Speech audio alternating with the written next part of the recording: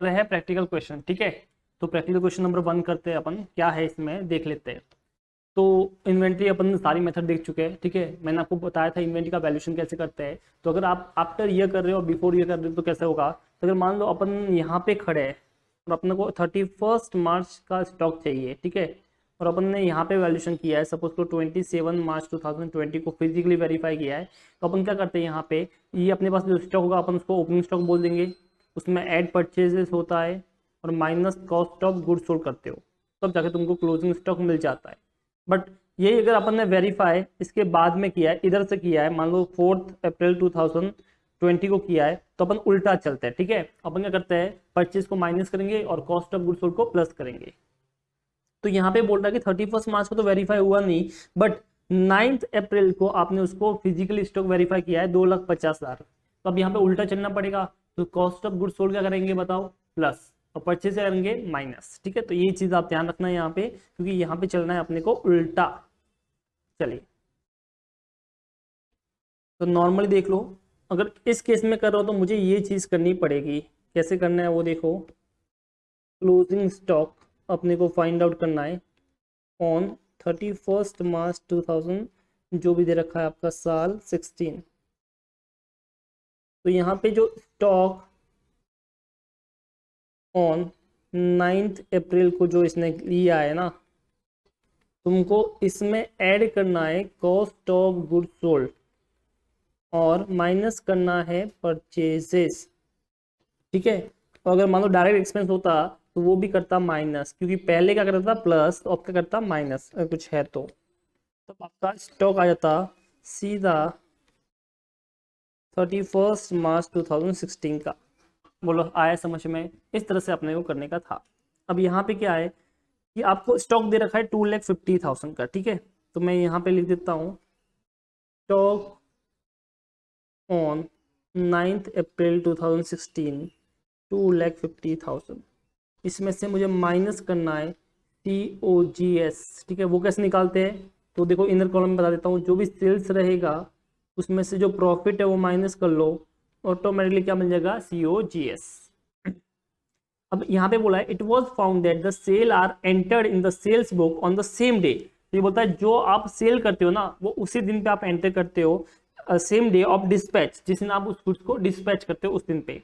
And the return inward, यानी से अपना सेल्स रिटर्न है तो उसे अपन रिटर्न, जो सेल्स रिटर्न बुक होगा उसमें करेंगे when the goods are received back, जब अपने को वापस मिल जाएगा।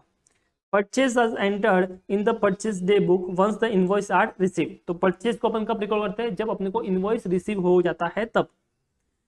It was found that the sales between the 31st March 2016 and 9th April 2016 as per the sales day book are 17,200। तो यहाँ पे सेल्स अपने को दे रखा है 17,200, ये दे रखा है। ठीक है, अब purchase between 31 March and 9 April as per the purchase day book 1200, ये आपको परचेज दे रखा है।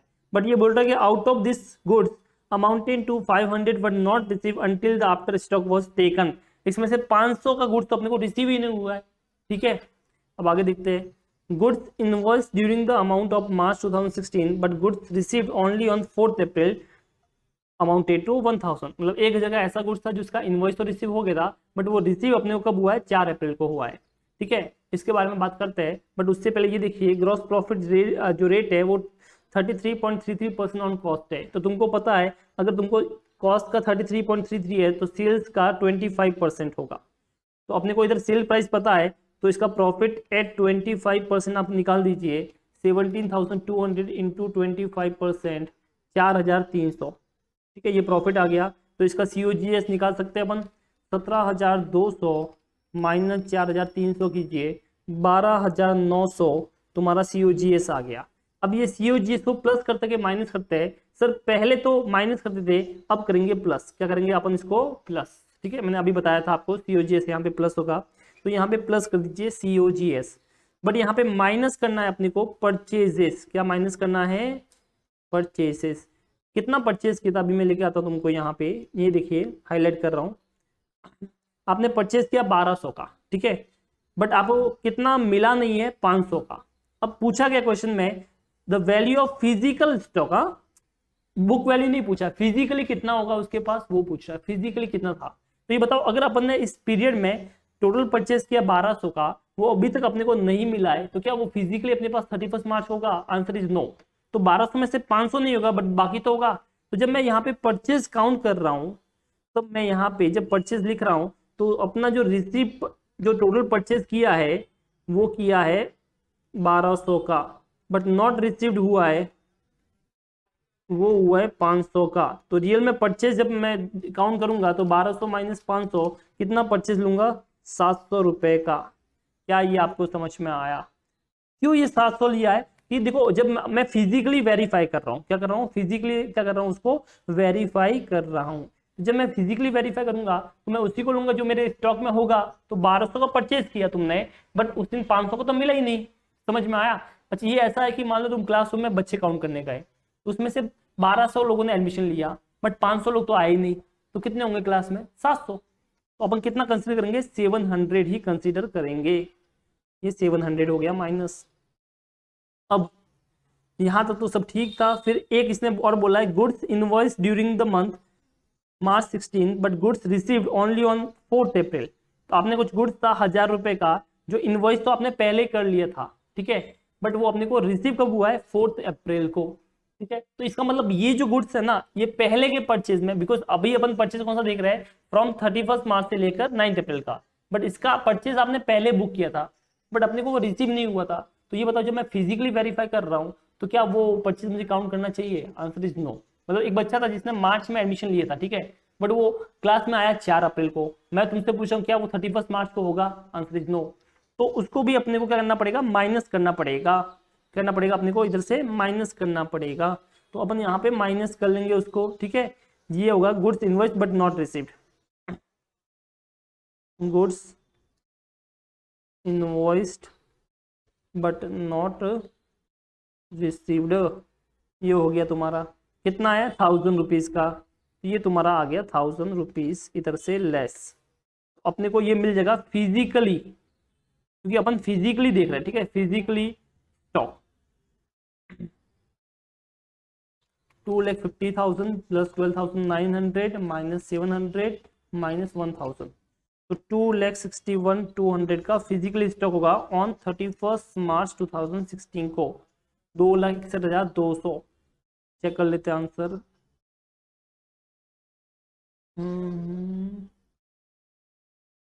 ये देखिए स्टॉक हो गया 2,61,200। अंडरस्टूड? ठीक है, तो ये चीज आप ध्यान रखना कि अपन ने किस लिए कैसे किया है।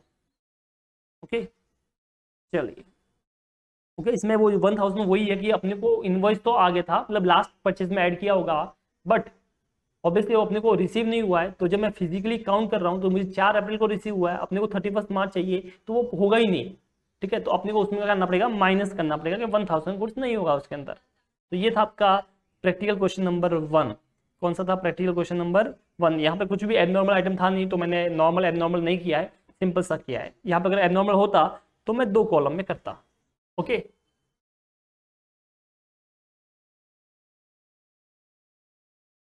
तो अभी अपन देखते हैं क्वेश्चन नंबर 2। तो जो क्वेश्चन नंबर 2 है वो अपन सेम कर चुके हैं। कहाँ पे कर चुके हैं? एक इलस्ट्रेशन में, ठीक है। तो ये क्वेश्चन नंबर 2 जो आपका है वो रहेगा होमवर्क, क्योंकि अपन सेम कर चुके हैं, ठीक है।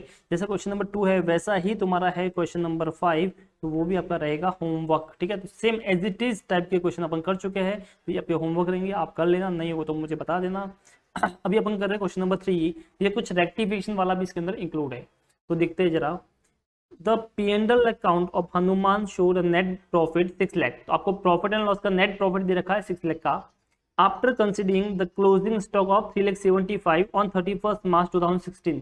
मजा आ गया तुमको तो कि 31 मार्च 2016 का क्लोजिंग स्टॉक दे रखा है, तो अपने लिए बढ़िया है। 3,75,000। Subsequently the following information was obtain from scrutiny of the books. तो यहाँ पे ये चेकिंग करने पे ये आपको पता चला।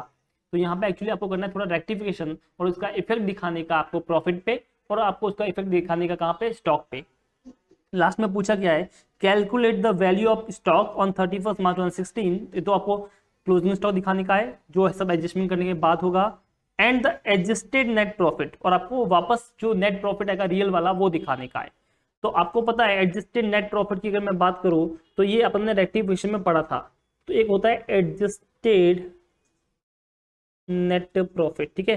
तो इसके लिए पता है अपन ने एक अकाउंट बनाया था, जब लास्ट की गलती होती है अब उसको अपन सही करते हैं तो अपन एडजस्टेड P&L अकाउंट बनाते हैं। तो बस कुछ वैसा ही यहाँ पे बनेगा। तो आपको बनाने का एडजस्टेड P&L अकाउंट, ठीक है।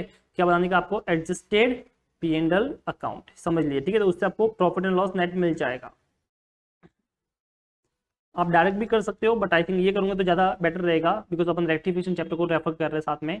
और एक आपको यहाँ पे दिखाने का है क्लोजिंग स्टॉक, ठीक है।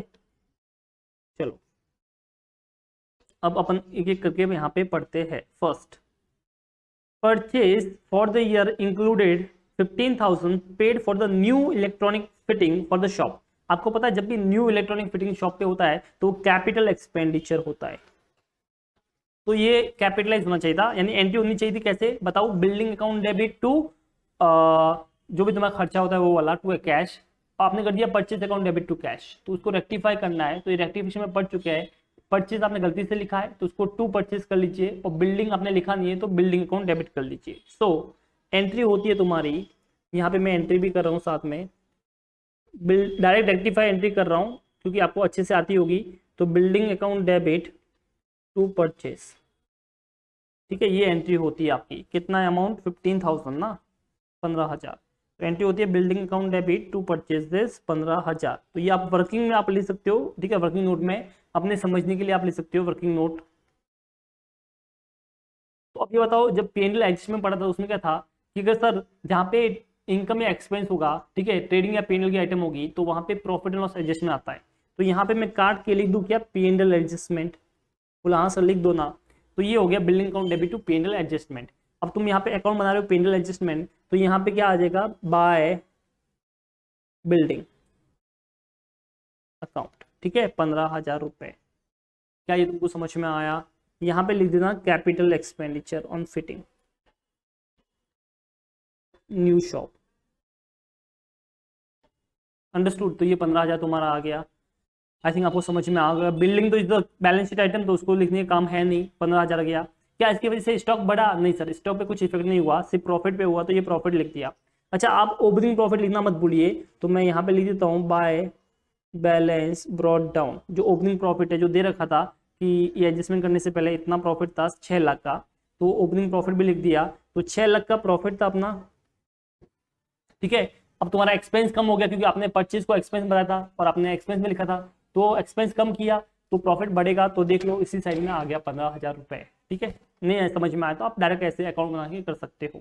चलो, तो ये तुम्हारा फर्स्ट एंट्री था, रेक्टिफाई एंट्री, जो अपन ने यहाँ पे किया। नाउ सेकंड देखते हैं। Hanuman gave away goods value 40,000 as a free sample for which no entry was made in the books of account। तो यहाँ पे हनुमान ने फ्री सैंपल अपन ने दिया है कितना, 40,000 का, बट उसका कोई एंट्री अपन ने पास नहीं किया है। तो यहाँ पे आपको पता है फ्री सैंपल के लिए क्या एंट्री पास करते हो? तो सर जब भी हम फ्री सैंपल देते हैं ना तो हम पास करते हैं एडवर्टाइजमेंट अकाउंट डेबिट। क्या पास करते हैं? एडवर्टाइजमेंट अकाउंट डेबिट, ठीक है। कोई एंट्री पास नहीं किया तो जो राइट है वो कर लो। तो advertisement account debit to purchases, ये अपन एंट्री पास करते हैं 40,000। अब मैंने बोला P&L एडजस्टमेंट, तो तुमको पता है दोनों ही P&L एडजस्टमेंट में आएगी, ठीक है, क्योंकि दोनों ही आइटम है। तो मैं सीधा क्या करता हूँ, दो वे होते हैं, या तो मत लिखो क्योंकि कोई इफेक्ट हुआ ही नहीं है, या दोनों लिख दो। तो मैं दोनों लिख देता हूँ यहाँ पे ताकि आपको पता चलेगा। तो यहाँ पे देखिए टू, ठीक है, P&L adjustment account debit to purchase लिख देता हूँ, टू परचेजेस 40,000, और इधर आ गया बाय एडवर्टाइजमेंट 40,000, ठीक है। ये फ्री सैंपल, फ्री सैंपल, इधर भी ये फ्री सैंपल का, ठीक है। तो कुछ इफेक्ट नहीं हुआ। अच्छा, इसकी वजह से कोई स्टॉक पे इफेक्ट होगा क्या? Answer is no. इस वजह से कुछ भी स्टॉक पे भी इफेक्ट नहीं होगा, ठीक है। आपका क्लोजिंग स्टॉक पे कुछ इफेक्ट नहीं होगा क्योंकि आपने नॉर्मली वैल्यू तो किया गया है। चलो, तो यहाँ पे ये हो गया तुम्हारा। उसके बाद यहाँ पे देखिए थर्ड वाला, invoice for the goods amounting to 2,50,000 have been entered on 27 March 2016 but the goods were not included in the stock. तो आपने क्या किया है, गुड्स का स्टॉक में इंक्लूड नहीं किया है। तो जब स्टॉक में इंक्लूड नहीं करते हैं तो आपको एंट्री पास करनी है स्टॉक में बढ़ाने की। तो एंट्री होगी closing stock account debit to trading account 2,50,000। ठीक है, तो इस तरह से ये तुम्हारी एंट्री होती है। बिकॉज आपने ये एंट्री पास नहीं की थी, इतना स्टॉक नहीं लिखा था, तो लिख दीजिए 2,50,000 टू ट्रेडिंग अकाउंट। ठीक है, ये आपने एंट्री पास कर ली। अब यहाँ पे देखिए ट्रेडिंग, आपको जब बोला था ट्रेडिंग P&L की आइटम होगी, वो उसके लिए P&L एडजस्टमेंट आएगा। तो ट्रेडिंग खुद अपने आप में P&L एडजस्टमेंट ही है, तो इसका भी आप लिख दीजिए बाय क्लोजिंग स्टॉक। तो बाय स्टॉक, ठीक है, नॉट इंक्लूडेड 2,50,000। तो आप ये भी सीधा, आप चाहो तो अकाउंट बनाओ, चाहे तो डायरेक्ट प्लस माइनस करो, वैसा भी आप कर सकते हो। तो अगर आपने क्लोजिंग स्टॉक नहीं लिखा तो आपने प्रॉफिट कम दिखाया, अब सही करने पे प्रॉफिट बढ़ जाएगा। ठीक है, तो आप उसमें ऐड कर लोगे। देखो 6 लाख में ऐड हो गया। नाउ जब यहाँ पे मैं क्लोजिंग स्टॉक की बात कर रहा हूँ तो इसमें स्टॉक भी तो बढ़ेगा, क्योंकि आपने वो कंसीडर किया नहीं था, तो इसका इफेक्ट स्टॉक पे आएगा। तो अब स्टॉक बढ़ाना पड़ेगा। 3,75,000 का स्टॉक था आपके पास, तो क्लोजिंग स्टॉक जो दे रखा है, ठीक है, वो कितना आपका देख लीजिए। तो सर जो क्लोजिंग स्टॉक हमको दे रखा है ना, वो है टोटल मिला के आपका 3,75,000। 3,75,000 का अपने को स्टॉक दे रखा है, उसमें ऐड हो जाएगा स्टॉक नॉट इंक्लूडेड 2,50,000। ठीक है, तो ये स्टॉक इतना ऐड हो जाएगा 2,50,000, और ऑलरेडी मैं प्रॉफिट पे इफेक्ट तो बता ही चुका हूँ। तो इस तरह से ये एंट्री होती है। नाउ ये तुम्हारा हो गया। अब यहाँ पे नीचे दे रखा है in March 2016 goods 2 lakh sold and delivered were taken in the sales for April 16। तो आपने गुड्स सोल्ड तो किया था 2 लाख का, तो आपको मार्च में एंट्री करनी थी ना, बट आपने उसकी एंट्री कब की? अप्रैल में। Delivered were taken in the sales for the April 16, तो आपने नेक्स्ट मंथ में लिखी है। तो आपने मार्च में वो एंट्री की ही नहीं है ना सेल्स की।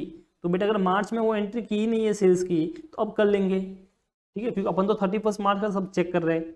तो चलो फिर उसकी एंट्री करो सेल्स करने की। बताओ क्या एंट्री होती है सेल्स करने की? Debtors account debit to sales.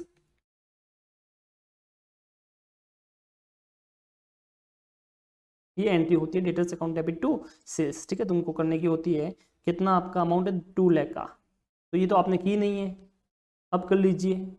तो 2 लाख से एंट्री पास कर ली। अब आपको पता है ये तो P&L एडजस्टमेंट का है, तो आप यहाँ पे P&L एडजस्टमेंट में लिख दीजिए बाय डेटर्स कितना?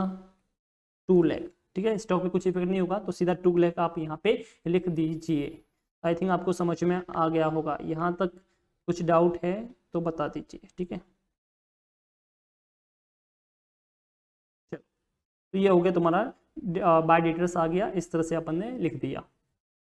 अब आगे देखिए, उसके बाद और क्या है इसका सीन? लास्ट वाला, फिफ्थ वाला इंपॉर्टेंट पॉइंट है ये गुड्स कॉस्टिंग। यहाँ पे ये वर्ड बड़ा इंपॉर्टेंट है, कॉस्टिंग की। कॉस्ट दे रखी है आपको 75,000 वर सेंट ऑन सेल और रिटर्न।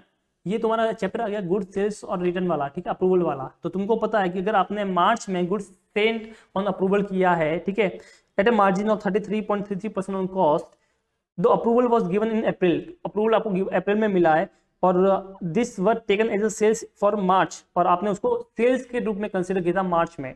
तो बेटा ये एडजस्टमेंट इसका करना बाकी है। अगर आपको याद है गुड सेल्स ऑन अप्रूवल, तो तुमको याद होगा कि जब भी अपन गुड सेल्स ऑन अप्रूवल करते हैं, ठीक है, तो अपन 31 मार्च को एक एंट्री पास करते हैं। वो एंट्री थी रिवर्स करने की, sales account debit to debtors. ये एंट्री अपन पास करते थे, और ये होती थी सेलिंग प्राइस से। अब यहाँ पे 75,000 दे रखा ना, वो कॉस्ट है। तुम एग्जाम में 75 से एंट्री पास करोगे, मुझे पता है। ठीक है, बट वो इसलिए बोलता कॉस्ट इंपॉर्टेंट है, तो कॉस्ट ध्यान रखना 75 है। अब इसका 1/3 प्रॉफिट है, तो इसमें 1/3 सीधा ऐड कर लो, क्योंकि सीधा कॉस्ट का रेट दे रखा है, तो प्लस 1/3 कर लो। तो कितना हो गया तुम्हारा? सीधा का सीधा इसका अमाउंट आ जाएगा 1 लाख रुपीज। ये 1 लाख कैसे आया? 75% कॉस्ट है, 75,000 कॉस्ट है, उसमें 33.33% ऑन कॉस्ट है, तो ऐड कर लो सीधा, सेलिंग प्राइस मिल जाएगा 1 लाख। तो ये 1 लाख सीधा तुम्हारा आ गया यहाँ पे सेलिंग प्राइस। अब तुमको पता है सेल्स है, दैट इज P&L एडजस्टमेंट, तो बाय ये P&L एडजस्टमेंट आ गया। तो यहाँ पे देखिए टू डेटर्स 1 लाख आ जाएगा। ठीक है, 75,000 प्लस 25,000 प्रॉफिट है। ठीक है, 1 लाख आ गया। बट आपको पता है आप एक और एंट्री पास करते हो, इफ यू रिमेंबर, तो वो एंट्री पास करते हो, क्या करते हो, स्टॉक विथ कंसाइनमेंट, ठीक है, ऐसा आप करते हो, approval, stock with approval to trading account, ये एंट्री आप और पास करते हो। तो अपने को ये एंट्री भी पास करनी पड़ेगी। कितना है, कॉस्ट से पास करते हो ये एंट्री, तो कॉस्ट तो अपने को पता है 75,000, तो ये 75 कॉस्ट से पास होगी, ठीक है, याद रखना ये कॉस्ट से एंट्री पास होती है और कॉस्ट दे रखा है 75, इसके लिए अपन ने 75 लिया। तो यहाँ पे देखिए बाय आ जाएगा goods Saint on approval, goods Saint on approval 75, ठीक है, बस इतना ही था।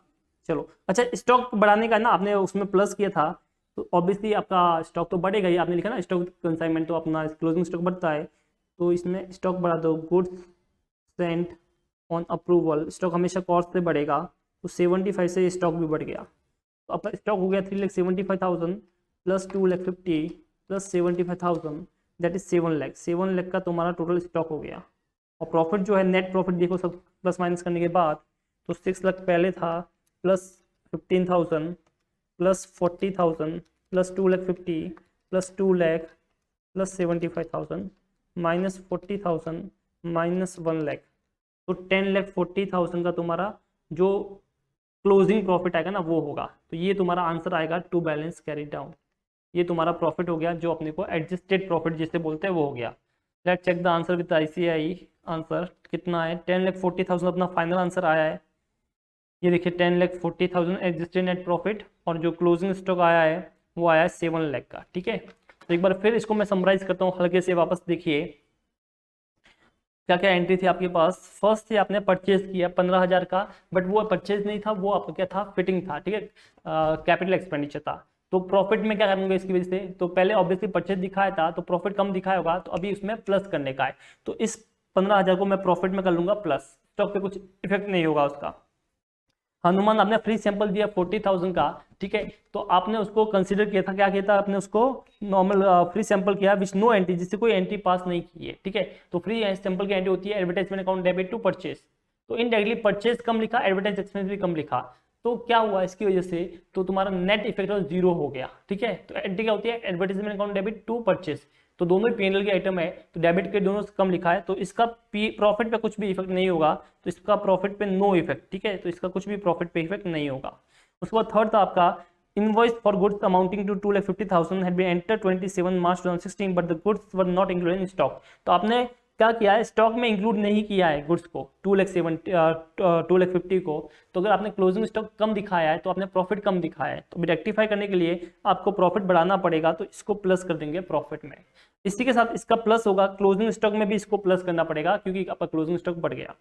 इन March 2016 goods 2 lakh sold and delivered were taken in sales, तो आपने डिलीवरी अप्रैल में लिया है, तो आपने उस टाइम पे सेल्स दिखाया नहीं है, तो तुमने सेल्स नहीं दिखाया, तो सेल्स और प्रॉफिट का सीधा रिलेशन होता है, सेल्स ज्यादा प्रॉफिट ज्यादा, तो यहाँ पे इसको करना पड़ेगा ऐड, ठीक है, सेल्स बढ़ा देंगे तो ये बढ़ जाएगा, तो ऐड कर लेंगे। और लास्ट में है गुड्स कॉस्टिंग 75,000 अप्रूवल वाला, तो आपको पता है आपको सेल्स क्या करना पड़ेगा, कम करना पड़ेगा, ठीक है, आपने पहले सेल्स दिखाया होगा, आपने सेल हुआ नहीं है तो सेल्स कम करना पड़ेगा, बट वो सेल कम होगा, वो माइनस होगा, वो होगा 1 लाख से, कितने से माइनस होगा, 1 लाख से, बट वो स्टॉक में बढ़ेगा तो उसकी वजह से तुम्हारा प्रॉफिट जो है वो बढ़ जाएगा, कितने से, कॉस्ट से, तो प्लस होगा 75,000।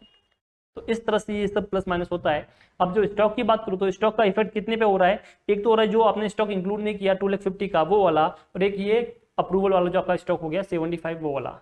इस तरह से ये तुम्हारा सम था, ये था आपका क्वेश्चन नंबर 3, ठीक है। तो अब आपके सिर्फ 2 क्वेश्चन बच गया है, एक तो है बचा है क्वेश्चन नंबर 4, ठीक है गाइस, और एक बचा है इधर आपका क्वेश्चन नंबर इलस्ट्रेशन नंबर 9, तो वो अभी मैं गाँव जा रहा हूँ, तो उसके आने के बाद अपन इन दोनों को सॉल्व करेंगे, ठीक है। ट्राई करेंगे फेस टू फेस, हो सका तो अच्छा रहेगा, विद रिवीजन अपन कर लेंगे, ठीक है। तो आप पढ़ते रहिए, सम को घर पे प्रैक्टिस करना है, नहीं समझ में आए तो इस वीडियो को वापस 2 बार देखें, ठीक है, कोई प्रॉब्लम नहीं है, 10-15 मिनट का है, वापस 2 बार देखें, फिर भी नहीं समझ में आए तो मुझे व्हाट्सअप कर लेना। चलिए टाटा बाय बाय।